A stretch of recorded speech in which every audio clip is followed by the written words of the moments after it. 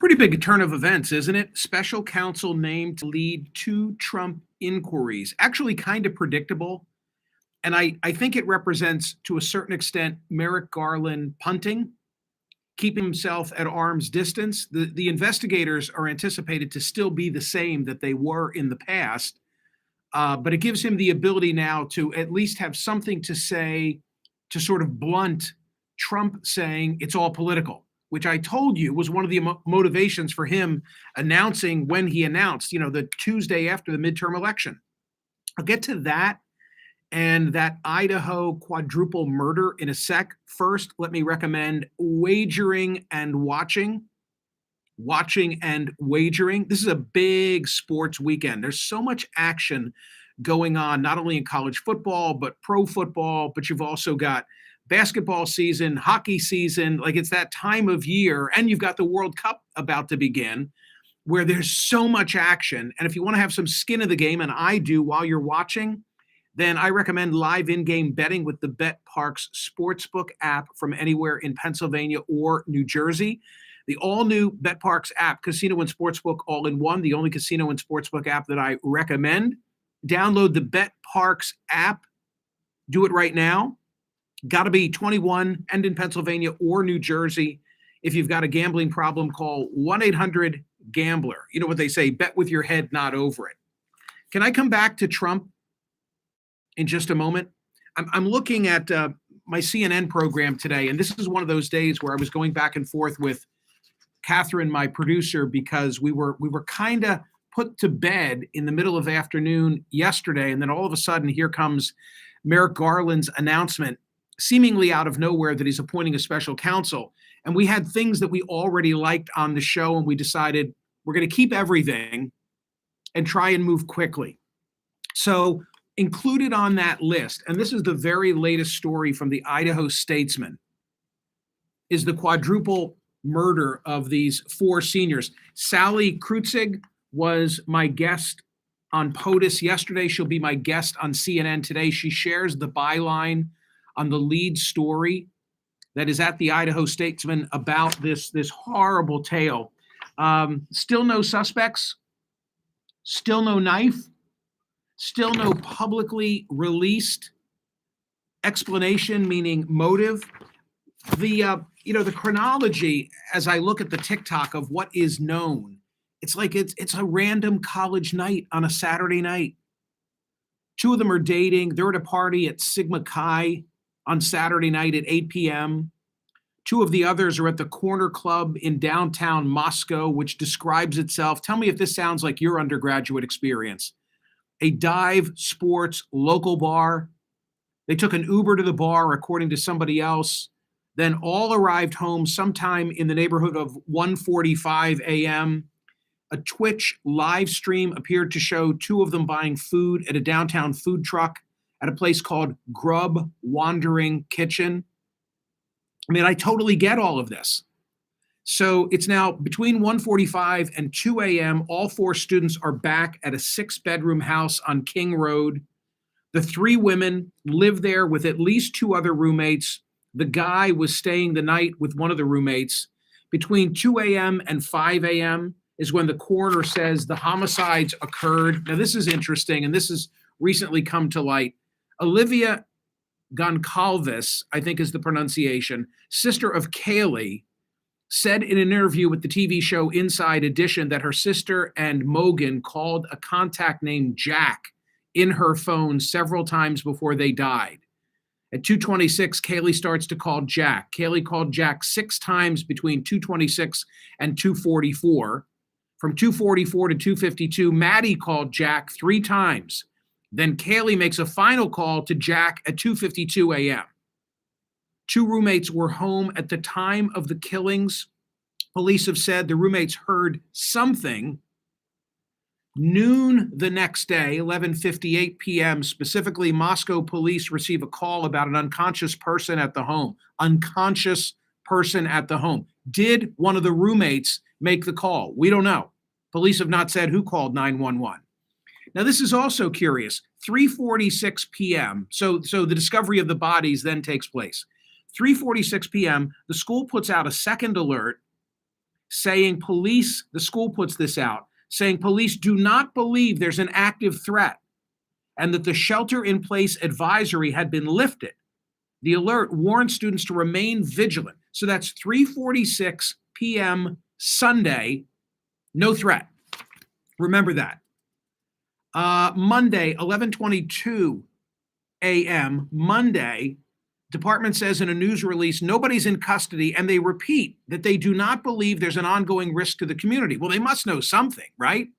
I mean, they must know what went on here, because otherwise, how could they tell the community stand down?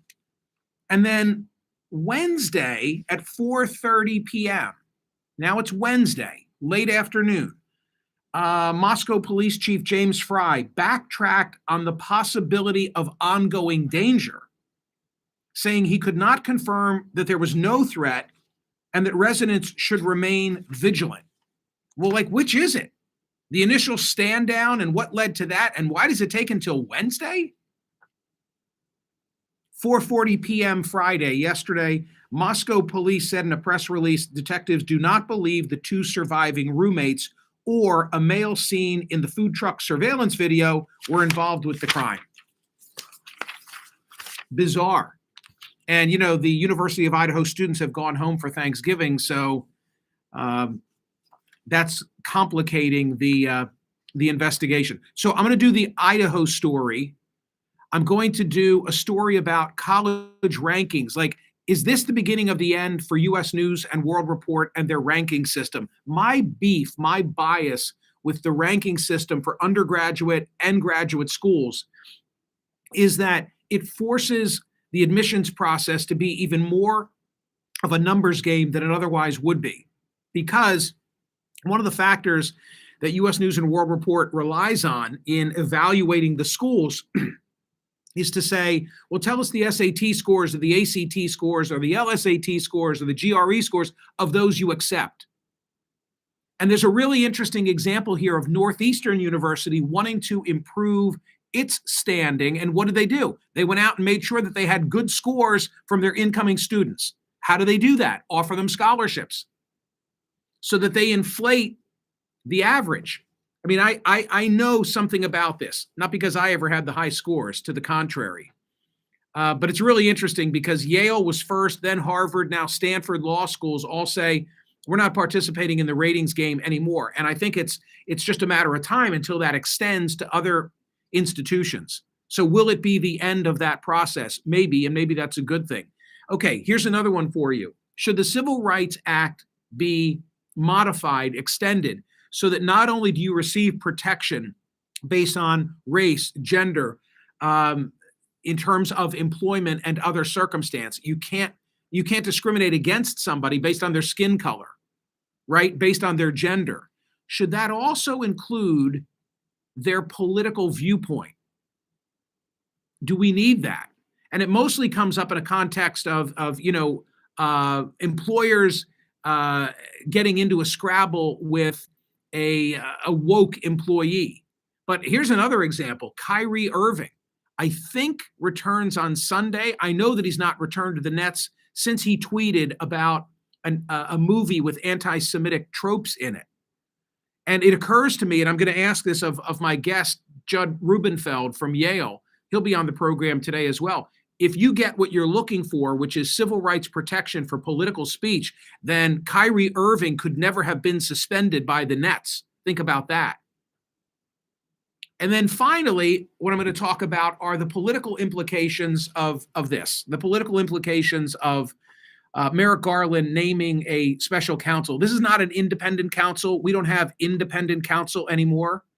So what went on here in lay terms? In lay terms, I think he anticipated that Trump would try and announce sooner rather than later, putting Trump in a position of saying, this is all political. That's why you're now indicting me. So this is Merrick Garland trying to say, no, it's not all political. I'm not even the one making the ultimate decision.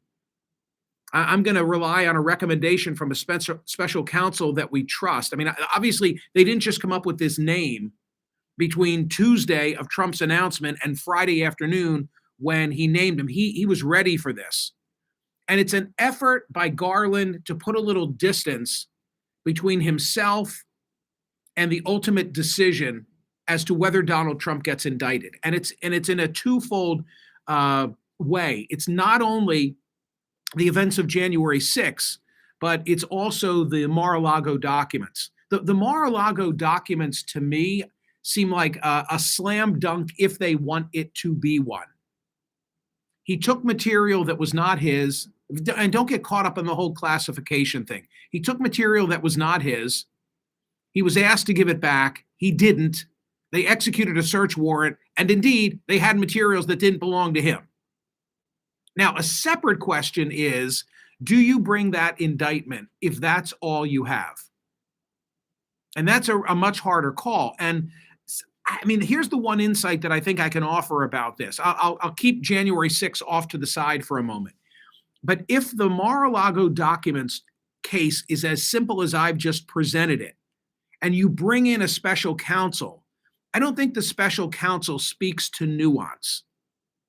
I think that the special counsel comes in and makes a black or white determination. And that doesn't bode well for Trump.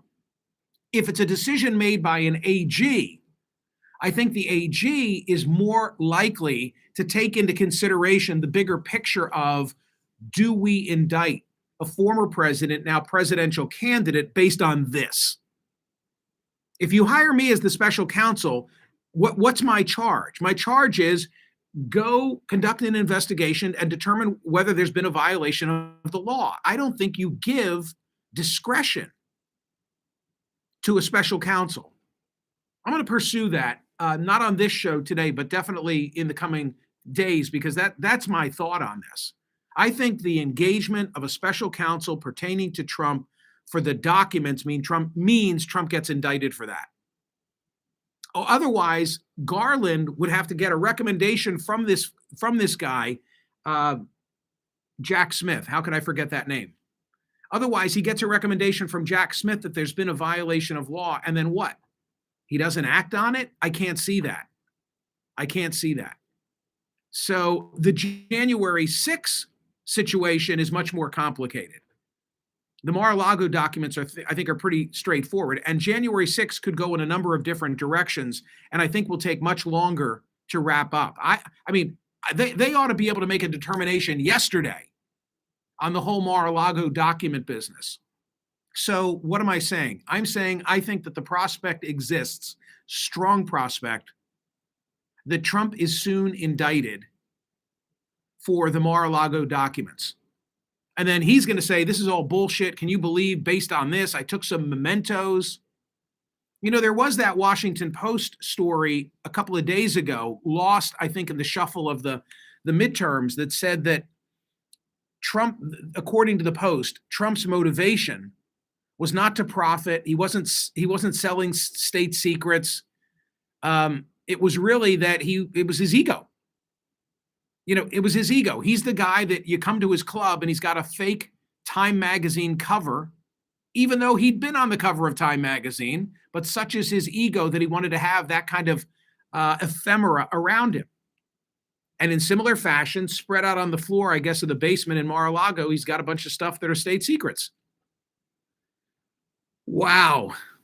So to get back to where I'm going on CNN today, if you're Ron DeSantis, how do you process this and what do you do? I think if you're Ron DeSantis, you just keep your powder dry and let Merrick Garland and Jack Smith do your work for you, and study the models of Obama having perfect timing when he announced as a junior senator from Illinois, and Christie missing the boat because he was riding high during the course of his first term. He waited too long and it went to hell in a handbasket. And when he left, he had an approval rating of, 15 or 16%. So that's the situation. Okay, one more thing. I've already here on YouTube spoken of the Larry Krasner situation in Philadelphia and Pennsylvania. Krasner, progressive DA, detested by Republicans, perceived, including by me, as being soft on crime.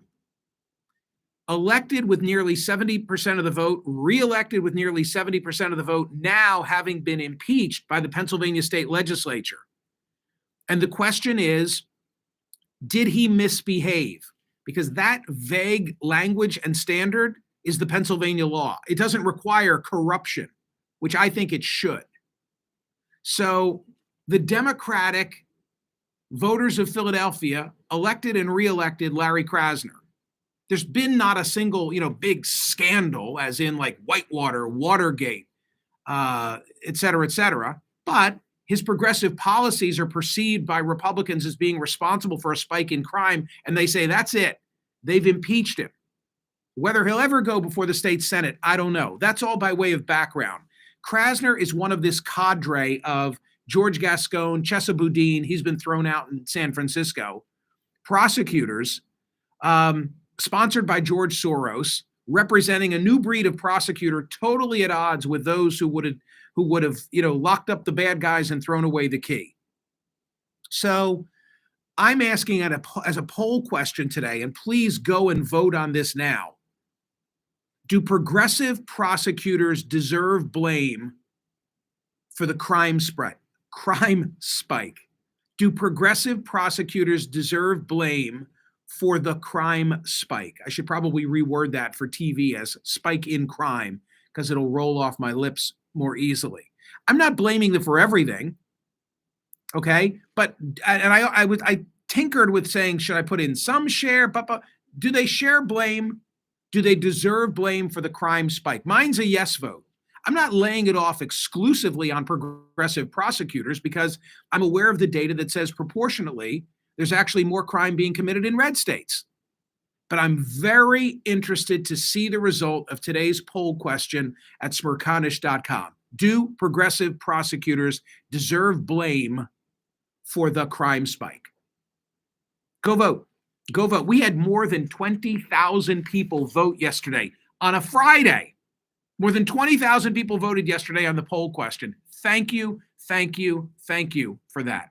Hope you'll be tuned in today on CNN, this week on POTUS. I get it, big travel week, abbreviated week, family stuff. Happy Thanksgiving. Be safe.